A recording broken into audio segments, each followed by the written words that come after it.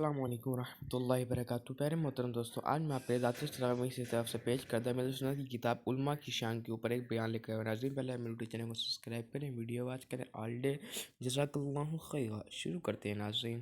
اے اللہ، اس محبوب دان عیوب منزع العیوب صلی اللہ تعالیٰ علیہ وسلم کا فرمان پر نور ہے۔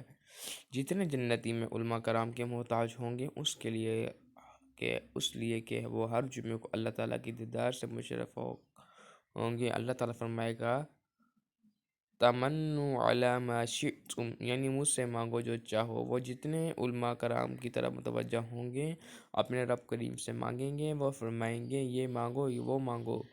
جیسے وہ لوگ دنیا میں علماء کرام کے محتاج تھے، جنت میں بھی ان کے محتاج ہوں گے۔ سبحان اللہ۔